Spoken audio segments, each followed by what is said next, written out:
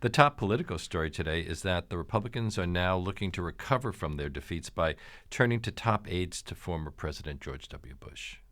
Well, kind of logical. Those are the experienced people. They brought them victory in 2004. They almost won in 2000, as I like to point out. And they're the people with the experience, and they're the people that are out of work and available to do this. So, but aren't they also the people who many of the American public blame for the problems of the country? Isn't that perhaps a wrong-headed move? Well, they are, but then if they went to people that had congressional experience, it would be the same people that caused them to lose the Congress. I mean, if they're going to rebuild, either they got to go with some people that have some experience or find some totally new people, which is pretty hard to do in politics.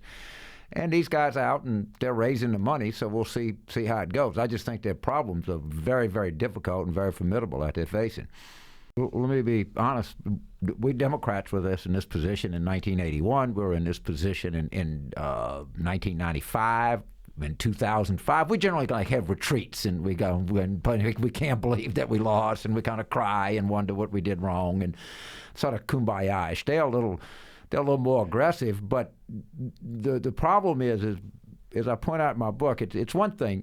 Fortunes of political parties go up or down depending on what's happening. Is they have a terrible problem with young voters, and they have a terrible problem with non-white voters. And until they're able to address that, I think they're going to be in for a pretty long time, having a difficult time winning big elections. And after the 2004 elections, Karl Rove predicted that the Republicans were poised to remake America, dominate politics for decades to come. I think he talked about a permanent Republican majority. How is that any different from what you're saying? Well, because if you look at what I'm saying, that if you look at voters 18 to 29 over 3 election cycles, is they've become decidedly more Democratic. In fact, they were 2-1 Democratic in the 2008 cycle.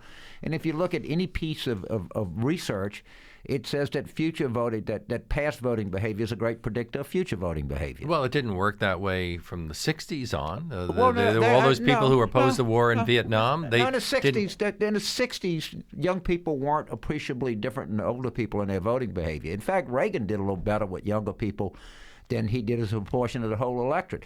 And that's one of, as even the Republicans point out, as political scientists tell you, that's one of the sort of great myths in American politics, that you start out liberal in college, and then as you get older, you become more and more conservative. There's just very little evidence to support that.